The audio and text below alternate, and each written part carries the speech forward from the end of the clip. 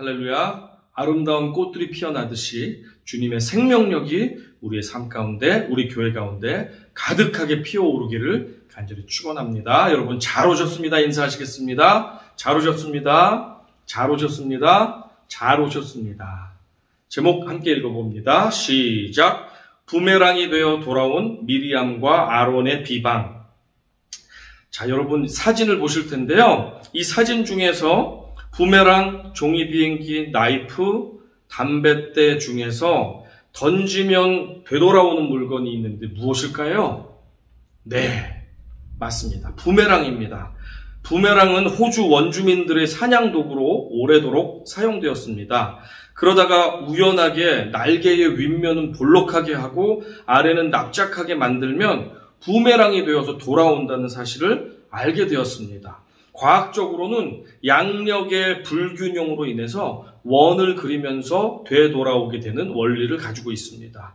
이 사냥 도구는 사냥감을 제대로 맞추면 그대로 떨어지게 됩니다. 하지만 사냥감을 놓치게 되면 던진 사람에게로 되돌아오게 되어 있습니다. 주의하지 않으면 되돌아오는 부메랑에 맞아서 다칠 수가 있습니다. 우리가 흔히 하는 다른 사람을 향한 비난과 비방도 자세히 관찰해 보면 부메랑과 그 원리가 동일합니다. 우리는 쉽게 비방의 부메랑을 사냥감에게 던져내곤 합니다. 하지만 사냥감이 맞을만 하지 못하다면 그 비방의 부메랑은 결국 던졌던 우리에게로 돌아와 우리를 다치게 합니다.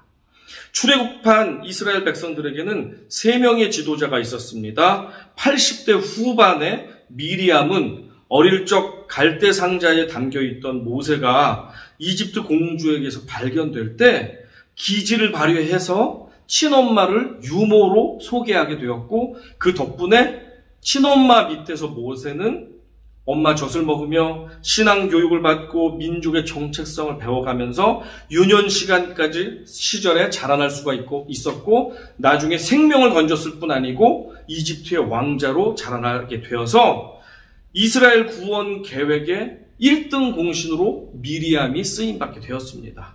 그녀는 먼 훗날 가장 드라마틱한 위기의 순간이었던 홍해가 갈라져서 구원받게 된 사건 앞에서 모든 여성들의 리더가 되어서 구원의 찬가를 드높였던 여선지자가 되었습니다.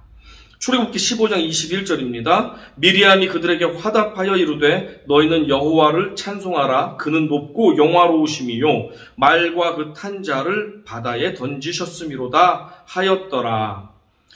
그리고 모세보다 3살이 많은 형 아론은 80대 중반의 나이가 되었습니다. 모세가 말이 어눌해가지고 바로 앞에 두려워 나갈 수가 없었습니다. 그때 하나님께서 내 형 아론을 세울 테니 그와 함께 가라. 그가 너를 대신해서 능숙하게 말할 것이다 라고 하면서 산전수전을 겪으면서 결국에는 이스라엘 백성을 광야까지 동행하는데 1등 공신의 역할을 하였습니다. 출애굽기 4장 16절에 이렇게 고백하고 있습니다. 그가 너를 대신하여 백성에게 말할 것이니 그는 내 입을 대신할 것이요 너는 그에게 하나님같이 되리라. 광야에서 아론은 하나님으로부터 대제사장이라는 거룩하고 막중한 직분을 받게 되어서 성막을 관장하는 총책임자 역할을 했을 뿐 아니고 모든 백성들의 예배를 총지휘하는 그런 중대한 리더로서의 역할을 감당하게 되었습니다. 그리고 나머지 3번째 사람은 우리가 익히 잘 알고 있는 모든 이스라엘을 이끄는 최고 지도자 모세가 있습니다. 그런데 이 세 3남매, 나이가 들어서도 함께 동역하는 이 세 3남매는 화목하지 못했습니다. 미리암과 아론이 민족의 지도자인 동생 모세를 비방하고 다녔던 것입니다. 이 비방의 명분이 무엇이었습니까? 1절에서 나와 있습니다. 같이 읽어봅니다. 모세가 굿수 여자를 취하였더니 그 굿수 여자를 취하였으므로 미리암과 아론이 모세를 비방하니라. 이들이 모세를 비방했던 명분은 다름 아닌 모세가 굿수 여인, 곧 에티오피아, 아프리카 여인을 아내로 삼았기 때문입니다. 구약 성경에 보면 이방 여인과 결혼했던 많은 사람들이 배우자의 우상숭배에 휩쓸려서 함께 배우자와 함께 우상숭배를 해서 하나님을 대적하는 일이 많이 나타났습니다. 그래서 국제결혼에 대해서 좋은 시선으로 설명하고 있지 않습니다. 권장하고 있지 않습니다. 뿐만 아니라 이스라엘은 순수한 혈통을 가지고 있는데 외국인과의 결혼이 꺼려지기도 했습니다. 이미 모세는 첫 번째 부인이었던 미디안 사람 외국인 여성과 결혼을 했습니다. 그리고 미디안 여인 십보라 아내가 사별한 것으로 보여지는데 이때 또다시 두 번째 여인을 외국 여자와 특별히 피부색이 검은 에티오피아 여자와 재혼을 한 것입니다. 이것을 비난하는 게 어떤 면에서는 전통이 강한 그 과거 시대에서는 그럴 수도 있겠다라는 생각이 듭니다. 지금이야 국제결혼이 흔하지만 3,500년 전에 아주 보수적인 이스라엘 백성들이 그것도 민족의 지도자가 80세가 넘어서 재혼까지 하면서 외국 여성, 피부색도 많이 다른 그 여성을 아내로 삼을 때 비방이 되었던 것입니다. 그런데 그렇게 비방하는 그 사람이 다른 사람이 아니라 평생을 함께 같이 살았던 누나요, 형이라는데 문제가 있습니다. 사실 미리암과 아론이 모세를 비방하면서 비방의 부메랑을 던졌던 이유는 따로 있었습니다. 수사학적 질문이라는 것이 있지요. 질문 속에 답까지 이미 들어있는 그 질문을 수사학적 질문이라고 하는데 그들은 비방을 하면서 사실은 수사학적 질문 가운데 자신의 본심을 담고 있습니다. 2절입니다. 같이 읽어봅니다. 그들이 이르되 여호와께서 모세와만 말씀하셨느냐 우리와도 말씀하지 아니하셨느냐 하매 여호와께서 이 말을 들으셨더라. 진짜 이유는 이것입니다. 여호와께서 모세와만 말씀하셨느냐? 아니다. 모세뿐만 아니라 우리와도 말씀하셨다. 우리와도 말씀하지 아니하셨느냐? 그렇다. 여호와께서는 우리와도 분명히 말씀하셨다. 그러니 모세만 대단한 지도자가 아니라 우리도 대단한 지도자다. 우리 역시 하나님의 최측근들이다 라는 것을 강조하고 있는 것입니다. 비방의 명분은 모세의 국제 결혼이었습니다. 하지만 실제 이유는 모세 저 녀석 별것도 아닌 것이 하나님의 총애받았다고 저렇게 잘난 척하면서 지도를 하고 있네. 아우 나도 지보다 못한 것이 없는데 저 녀석 하면서 모세를 질투하고 반발을 하고 있습니다. 그러니 백성들 모세 이야기만 듣지 말고 우리의 목소리도 듣고 우리의 말에도 순종하시오 라는 열등감과 질투와 반발심이 그 가운데 녹아 있었던 것입니다. 이러한 불평의 말에 2절 하반절을 보면 어떻게 하나님이 반응합니까? 여호와께서 이 말을 들으셨더라. 두렵고 떨립니다. 하나님께서는 우리의 눈물의 간구와 신음소리도 들으시지만 우리가 무심코 내뱉는 비방과 비난과 불평과 원망도 듣고 계신다는 사실을 우리가 두려워해야 할 것입니다. 저 또한 두려워하기를 원합니다. 그리고 놀랍게도 3절은 우회적으로 모세에게 죄가 없다. 모세의 국제결혼은 문제될 것이 없다. 라고 하나님께서 인정해 주시는 장면이 나옵니다. 3절 읽어봅니다. 이 사람 모세는 온유함이 지면의 모든 사람보다 더하더라. 여기서 온유하다라고 하는 것은 겸손하다라고 하는 것과 같은 의미로 쓰이고 있습니다. 모세의 겸손함이 온 세상에 있는 어느 누구보다도 뛰어나다라는 말씀을 하고 있습니다. 이 말은 다시 말하면 모세 비방하지 마라. 모세는 죄가 없어. 모세의 국제결혼은 문제가 없어. 라고 하나님께서 모세의 편을 들어주고 계신 것입니다. 모세의 형과 누나가 모세를 질투하여 부메랑을 던진 이유는 민수기 11장에서도 찾아볼 수가 있습니다. 모세가 맡은 짐이 너무 무거워서 하나님께 하소연하면서 탄식을 하였습니다. 그때 하나님께서는 모세를 책망하지 않으시고 그래 네 짐이 정말 무겁구나. 지도자 70명을 세워라. 내가 그들을 너의 짐을 나눠주는 리더로 세워놓겠다. 라고 하나님께서 은혜를 베풀어 주시면서 70 장로들에게 성령의 기름 부으심, 모세에게 주었던 그 성령의 부으심을 그들에게도 나눠주셨습니다. 그들이 예언을 하고 방언을 하며 성령의 역사가 일어났습니다. 그 장면을 본 누나 미리암과 형 아론에게 섭섭마귀가 들었습니다. 저거 봐라. 모세를 저렇게 하나님이 사랑하시네? 모세가 힘들다고 하니까 돕는 사람들을 저렇게 보내주시면서 우리보다도 더 뜨거운 영감을 저들에게 부어주시네? 아우 속상해. 왜 우리는 성령의 저 뛰어난 은혜를 우리는 안 주실까? 속상해. 하나님 너무하세요. 하는 섭섭마귀가 그들 가운데 들어간 것 같습니다. 그동안 미리암은 나일강에서 죽을 운명이었던 어린 아기 모세가 살아난 것은 순전히 내가 수고했기 때문이야. 내 공로 덕분이야. 라고 하면서 교만한 마음으로 지금까지 살아왔을지 모릅니다.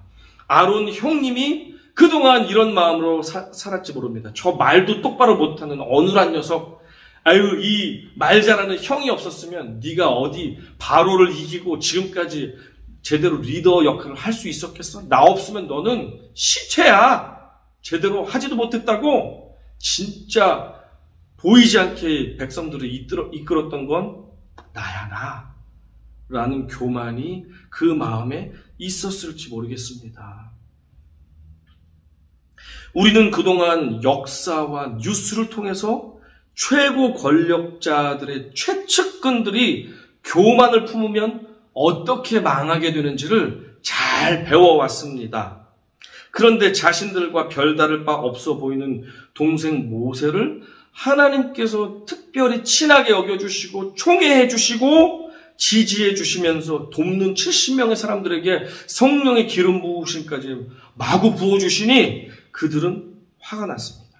그 불만과 서운함과 원망이 오로지 모세에게 향했고 모세의 문제점을 찾다 보니까 돋보기로 찾다 보니까 그래 네가 80이 넘어가지고 여자를 그렇게 밝히냐? 또 재혼을 했냐? 그것도 우리 민족이 아니라 하필이면 피부도 색깔도 다른 외국 여자야? 아유 저 지도자가 저래서 되겠어? 하면서 비난의 화살, 비난의 부메랑을 마구 날렸던 것이었습니다. 바라고 원하기는 우리의 동료들이 주님의 축복과 기도의 응답으로 기뻐하고 감사할 때 저와 여러분들, 우리들은 나에게는 왜 저런 축복을 안 주시나요? 나는 왜 응답해 주시지 않나요? 하면서 서운해하고 불평을 하고 사람들을 비방하고 미워하지 말고 오히려 남들이 잘 될 때 남의 기쁨을 내 기쁨으로 여기며 함께 기뻐할 수 있는 것을 노력해 보시기 바랍니다. 아멘. 노력해 보시기 바랍니다. 아멘. 남의 기쁨에 동참하는 것을 애써서 노력해 보시기 바랍니다. 그럴 때 다음 차례가 우리 차례가 될 것입니다. 아멘. 미리암과 아론의 불평과 비방을 들으신 하나님께서는 판결을 하시기 위해서 세 사람 당사자 3명을 한자리에 부르셨습니다. 회막으로 오너라. 회막 앞에 거룩한 하나님의 구름, 임재의 구름이 가득하였고 하나님께서 그 회막 앞에 서 계셨습니다. 미리암과 아론은 이 앞으로 나와라. 미리암과 아론이 벌벌 떨면서 그 앞으로 나왔습니다. 판결을 시작하십니다. 6절입니다. 같이 읽어봅니다. 이르시되 내 말을 들으라. 너희 중에 선지자가 있으면 나 여호와가 환상으로 나를 그에게 알리기도 하고 꿈으로 그와 말하기도 하거니와 나는 너희와 같은 선지자들에게 환상이나 꿈으로 알 듯 모를 듯 내 뜻을 희미하게 전달해 주었다. 마치 모르스 부호로 메시지를 전달해 주듯이 암호 해독도 필요하고 명확하게 내가 주지를 않았다. 그러나 7절을 같이 읽어볼까요? 7절과 8절 시작. 내 종 모세와는 그렇지 아니하니 그는 내 온 집에 충성함이라. 그와는 내가 대면하여 명백히 말하고 은밀한 말로 하지 아니하며 그는 또 여호와의 형상을 보거늘 너희가 어찌하여 내 종 모세 비방하기를 두려워하지 아니하느냐. 하지만 나에게 완벽한 충성을 바치는 겸손의 사람 모세는 너희와 다르다. 나는 그에게 나의 형상도 보여주었고 나는 그와 얼굴과 얼굴을 맞대고 대화를 나눈다. 애매하고 흐릿하게 말하는 것이 아니라 선명하고 정확하고 명확하게 나는 그에게 내 뜻과 생각과 계획을 전달해 준다. 너희와 모세는 급이 다르다. Moses is another level. 모세는 급이 다르다는 거예요. 그러면서 이번에는 하나님께서 수사학적인 질문, 먼저 아론과 미리암이 수사학적인 질문 속에 숨겨서 자신의 본뜻을 말하고 다녔는데 이제 하나님께서는 수사학적 질문을 던지면서 판결을 내리고 계십니다. 어떻게 말하셨습니까? 너희가 어찌하여 내 종 모세 비방하기를 두려워하지 아니하느냐. 이 말에는 답이 있습니다. 판결이 있습니다. 너희는 모세 비방하는 것을 두려워해야 한다. 모세는 무죄, 너희는 유죄라는 말씀을 하고 계십니다. 하나님께서는 모세에게 무죄 판결을 내리신 후 미리암과 아론에게 진노하신 채 그곳을 떠나고 마셨습니다. 떠나버리셨습니다. 성령도 함께 사라지셨습니다. 이내 미리암의 얼굴과 온몸에 나병이 퍼지기 시작했습니다. 뒤덮였습니다. 하나님의 징계가 임한 것입니다. 10절입니다. 구름이 장막 위에서 떠나갔고 미리암은 나병에 걸려 눈과 같더라. 아론이 미리암을 본즉 나병에 걸렸는지라. 조금 전까지 자신의 연갈색 피부를 자랑하며 모세 아내의 검은 피부를 비웃었던 미리암의 온몸이 마치 눈처럼 하얗게 썩어 들어가고 있었습니다. 마치 하나님께서 이렇게 하시는 것 같습니다. 그렇게 네가 갖고 싶었던 뽀얗고 하얀 피부를 가져보니까 어떠냐? 라고 하나님이 말씀하시는 것 같습니다. 미리암이 주범이었습니다. 그래서 미리암에게 하얀 문둥병으로 살이 썩어 들어가게 하셨습니다. 하지만 아론 역시 그녀가 계속 비방하도록 옆에서 부메랑을 주워주며 맞장구를 쳐주었던 공범이었습니다. 여러분, 공동체에서 누군가가 형제, 자매, 리더를 향해 불평과 비난을 일삼고 있는 적 있으십니까? 그 옆에서 악한 말을 들어주지 마십시오. 편들어주지 마십시오. 그러면 그들이 계속하고 더 강하게 하고 없는 것까지도 살을 붙여서 하고 그 불평과 비방이 온 교회와 온 공동체를 물들게 할 것입니다. 전염시킬 것입니다. 이번에는 공범을 심판하지 않으셨지만 다음번에는 더 큰 심판으로 2배 무거운 심판으로 공범 먼저 징계하실지 우리는 알 수가 없습니다. 두려움에 떨던 아론이 그제서야 모세의 권위를 인정하면서 누나의 치유를 모세에게 간청합니다. 왜 그렇습니까? 하나님께서 떠나가시면서 그동안 그들에게 주셨던 성령의 영감과 기름 부으심까지도 모두 버리신 것입니다. 그러니까 그들이 스스로의 힘으로 기도를 할 수 없었기 때문에 모세에게 간청하며 기도를 요청하고 있는 것입니다. 11절 같이 읽어봅니다. 아론이 이에 모세에게 이르되 슬프도다 내 주여 우리가 어리석은 일을 하여 죄를 지었으나 청하건대 그 벌을 우리에게 돌리지 마소서. 내 주여 my lord 우리가 청합니다. I beg you 라고 하면서 겸손하게 회개하며 모세에게 중보 기도를 요청하고 있습니다. 온유와 겸손의 사람 모세는 형과 누나를 원망하지 않고 소리 지르지 않고 화내지 않고 겸손하게 하나님 앞에 나아가서 자신의 죄를 뉘우치고 회개하는 형과 누나를 대신해서 하나님께 간청하며 용서를 구하고 있는 모습을 보게 됩니다. 하나님께서는 그녀를 바로 고쳐주시지 않고 일주일간 몸이 썩어가는 것을 경험하게 합니다. 고통을 경험하게 합니다. 그러면서 철저하게 뼈를 때리면서 뉘우칠 수 있도록 기회를 주셨습니다. 모든 이스라엘 백성들 역시 타산지석의 교훈을 주시기 위해서 이스라엘 백성들 전체가 계속 이동하지 않고 그 자리에 머무르며 하나님의 교훈의 말씀, 함부로 다른 사람을 비방하고 비난하지 말아라.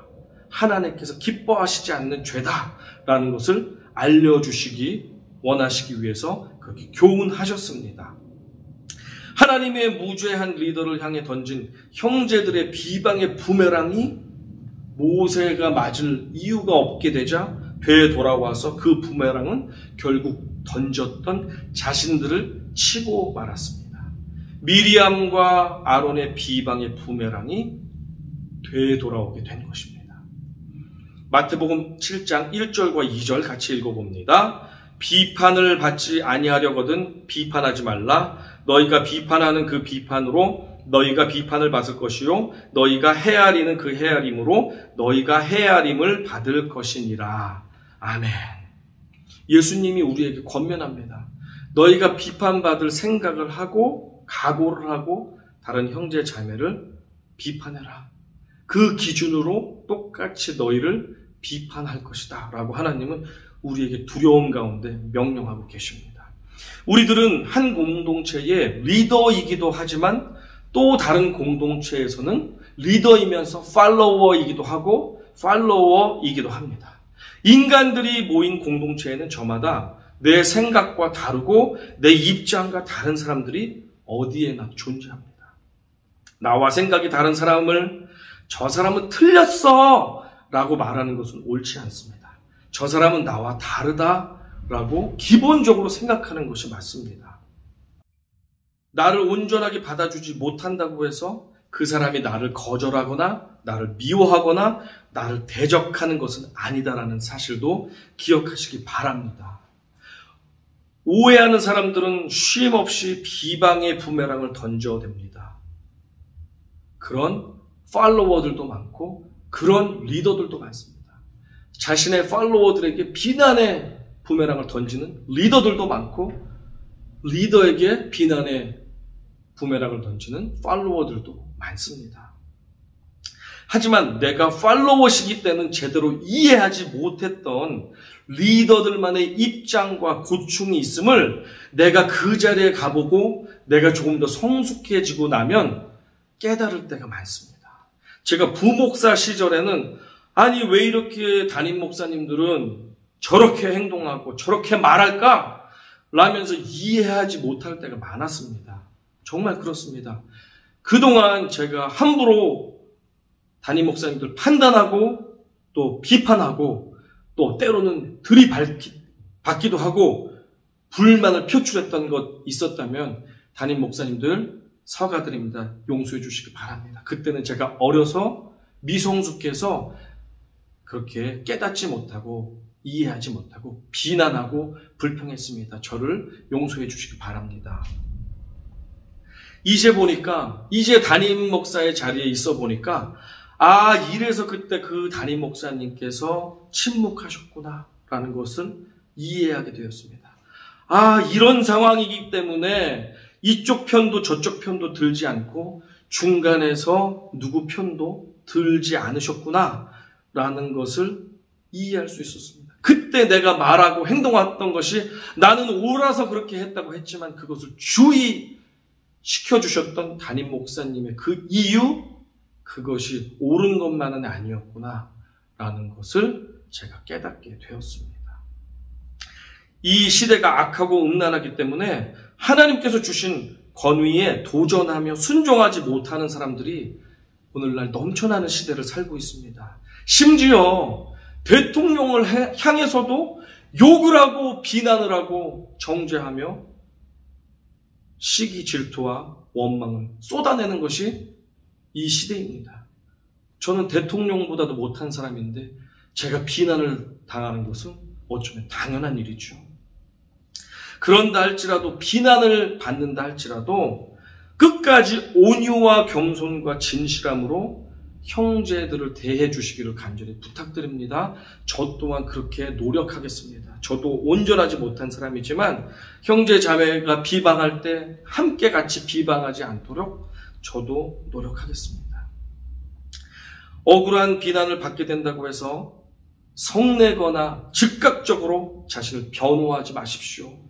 기회가 허락된다면 정직하게 자신의 상황을 설명하시되 그래도 받아들여지지 않는다면 그 비난의 부메랑이 just let it go, 그냥 떠나가게 내버려 두십시오. 지나가게 하십시오. 그것을 받아들이지 마십시오. 하나님께서 여러분의 오해와 억울함을 풀어주시도록 온전하게 내어 맡기시기 바랍니다. 어떤 사람이 자신의 귀한 아들이 어느 유명한 선생님의 제자가 되어서 집을 나가게 되자 화가 머리끝까지 났습니다.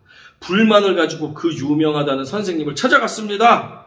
그러면서 그 선생에게 내 귀한 아들을 꼬셔가지고 제자로 데려갔다고, 그럼 우리 집에 농사는 어떻게 짓고 우리 집에 일은 누가 하고 내 귀한 자식을 네가 꼬여서 데려가 하면서 온갖 욕과 비난을 쏟아냈습니다. 이 유명한 선생님은 아버지의 비난을 끝날 때까지 끝까지 기다리며 듣고만 있었습니다. 아버지가 제풀에 지쳐서 비난을 멈추자 이 선생님께서 질문을 합니다. 혹시 당신의 집에 손님이 찾아옵니까? 아버지가 대답합니다. 그렇다 이 선생놈아! 그럼 손님에게 먹을 것이나 마실 것을 대접하시나요? 당연하지 이 선생놈아! 너는 대접 안 하냐? 손님 왔는데 이런. 그런데 만약 손님이 빨리 나가시면서 당신이 차려준 음식을 먹지 않고 돌아간다면 차려놓은 음식은 어떻게 하나요? 그야 당연히 내가 먹는다 이놈아. 누굴 주냐 내가 먹지. 이런 바보 같은 놈. 지금 상황이 그와 같습니다. 당신은 욕하지 않는 나를 욕하고 비방하지 않는 나를 비방하고 멸시하지 않는 나를 멸시하고 있습니다. 그러나 나는 당신으로부터 그 모든 비방과 욕과 멸시를 받을 생각이 전혀 없습니다. 그러므로 당신이 한 욕과 비방과 멸시는 온전히 당신의 것입니다. 당신이 가져가십시오. 라고 이 선생님이 말했습니다. 이렇게 센스 있는 선생님의 지혜에 탐복한 그 아버지는 그 자리에서 그 선생님께 사과하고 그 선생님의 제자가 되었다고 합니다. 베드로전서 2장 19절 20절 같이 읽습니다. 시작. 부당하게 고난을 받아도 하나님을 생각함으로 슬픔을 참으면 이는 아름다우나 죄가 있어 매를 맞고 참으면 무슨 칭찬이 있으리요. 그러나 선을 행함으로 고난을 받고 참으면 이는 하나님 앞에 아름다우니라. 이것이 바로 우리의 영원한 리더 예수 그리스도께서 행하신 방법이며 그리스도의 제자인 그리스도인들이 우리 주님께 요구받는 방법입니다. 여러분에게 잘못이 있어서 받는 비방이라면 마땅히 하나님과 사람에게 사과하고 회개하고 뉘우치고 죄값을 지불하고 깨닫고 돌이키십시오. 하지만 여러분에게 죄가 없고 이것이 억울한 비난과 비방이라면 여러분 반응하지 마십시오. 비방의 부메랑은 반드시 던진 사람에게 되돌아가게 되어 있습니다.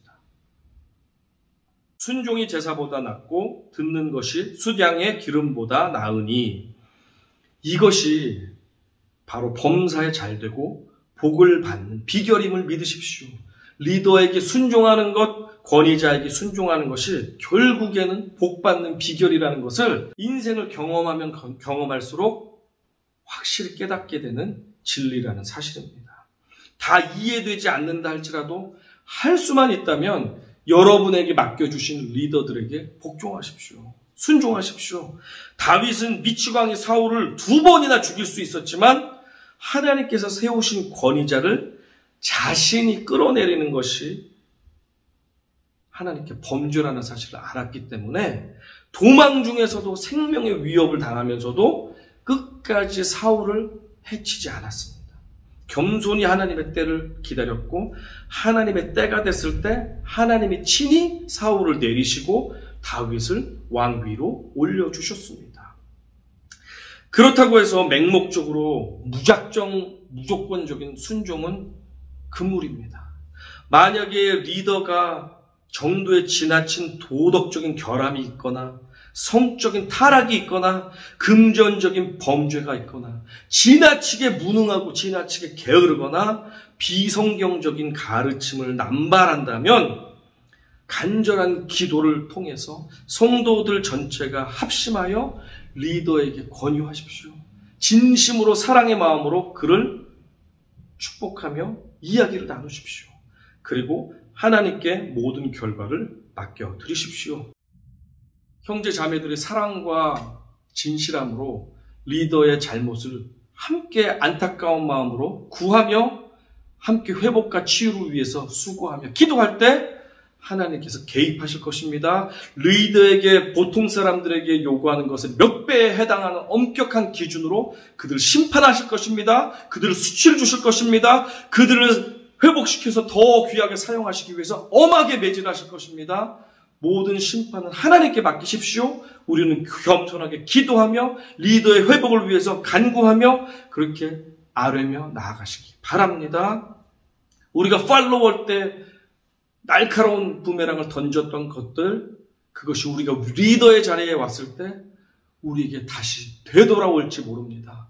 우리는 두려움과 떨림을 가지고 더 이상 쉽게 간단하게 다른 사람들을 비방하는 비방의 부메랑을 던지는 어리석은 일이 없도록 우리 자신을 돌아보며 또한 억울하게 비난의 부메랑을 맞는다고 하더라도 하나님께서 그것을 다 알고 계시니 우리는 묵묵하게 맞아야 되면 맞고 또 피해야 되면 피할 수 있도록 하나님의 인도와 하나님의 심판을 기다리며 하나님께만 모든 것 맡기는 겸손한 주의 종들이 다 되시기를 주님의 이름으로 축원합니다. 아멘. 우리 주신 말씀을 기억하면서 함께 기도하기를 소망합니다. 우리 주여 한번 외치고 기도합니다. 주여.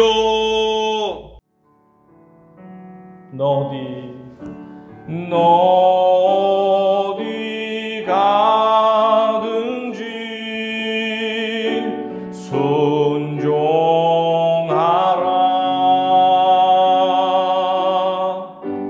너 어디 있든지 충성하라.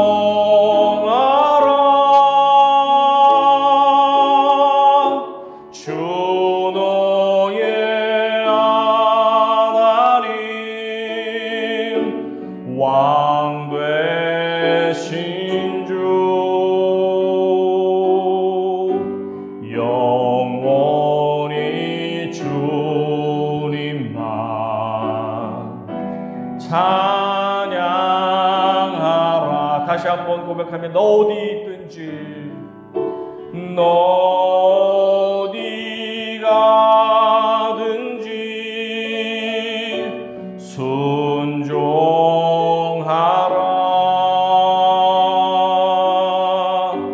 너 어디 있든지 충성하라.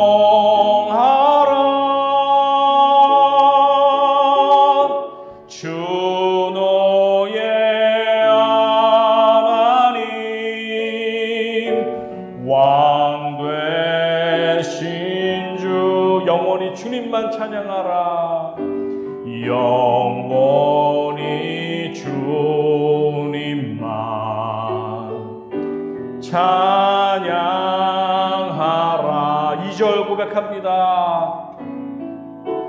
나 어디 가든지 순종하리. 나 어디 있든지 충성하리.